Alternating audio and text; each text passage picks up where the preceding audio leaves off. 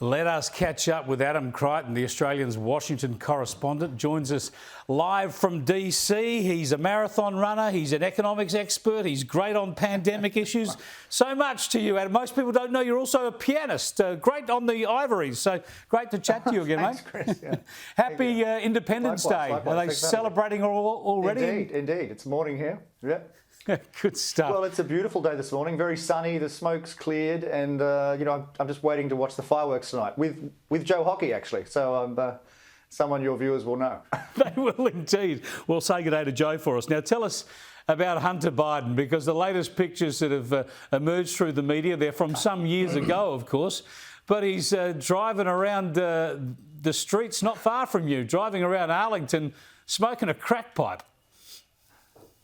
I know, look, it's quite extraordinary. He's apparently driving his Porsche to Las Vegas at 172 miles an hour, apparently, based on the photo, and allegedly heading to meet with some girls, shall we say, in Las Vegas. Look, it's just further embarrassment for the Biden family, if that's even possible. I mean, the stories that have emerged from Hunter Biden's laptop really are just so extraordinary. And of course, it was supposed to be Russian disinformation, which was always nonsense. It was always genuine. The FBI had it from 2019, and they knew it was real, and yet people were still saying it was Russian disinformation. So it's extraordinary. But the bigger question, of course, is the allegations of selling influence and the tax crimes, and these allegations are getting closer and closer to the president himself. And I think that is the real worry for the White House, is that at some point some piece of evidence is going to emerge that basically says the president has been lying by saying that he had no knowledge of these business dealings. The president said that many times, but now we've got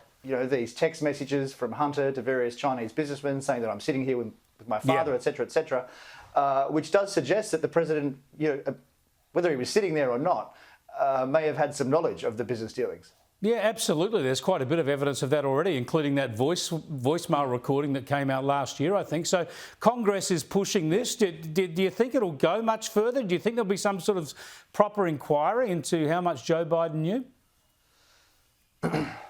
Well, look, there's already been the two whistleblowers, as you probably know, from the IRS. And, that's pretty damning. I mean, the law is such that if they're ever shown to be lying, then they go to jail themselves. So you have to assume that they're, telling the truth. I mean, it's interesting. David Weiss, one of the US attorneys who was wrapped up in those allegations, has pushed back against the whistleblowers recently, but you'd have to say that he would say that. He's still an employee of the Justice Department, so he has to protect his employer.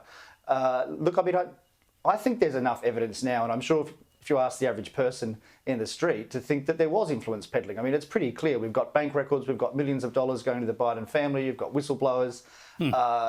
So, the stench is pretty bad. And I mean, I think the stench is so bad, you might see Biden at some point next year decide that he's not going to run for a second term, which will then open the field to other Democrats. Yeah, I'm on the record repeatedly saying he can't run, won't run, but we'll see. That might be one reason he doesn't. But while we're on Hunter Biden, I just want to show a tweet that Donald Trump Jr. posted today. It is a classic.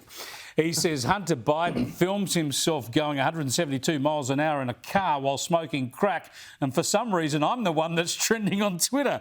Only in America. Liberal privilege. I mean, it is a classic.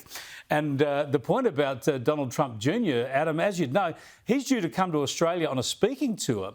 And our own colleague at the Australian, Troy Bramston, a former president of Young Labor in New South Wales, he says that he should be banned from the country. Is Donald Trump Jr. so sinister that this country should ban him? Yeah, look, I think that's pretty extraordinary stuff. I mean, of course, I'm a great admirer of Troy, but I think that column maybe was written for clicks, shall we say.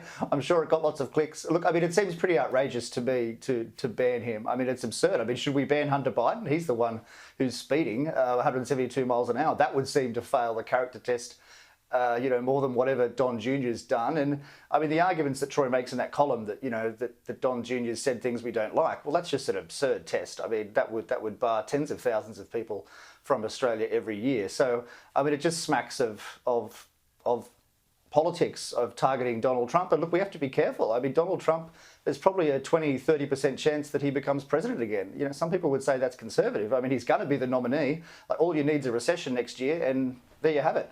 He's president again. So I think that we should be not so gratuitously vindictive to his family. I think we have the battle of ideas, and if he says idiotic things, point them out. Adam, great to talk to you. Thanks for joining us. Thanks for getting up early. You've got a long day ahead of you before the fireworks tonight. Adam Creighton there, the Australian's Washington correspondent, live from DC.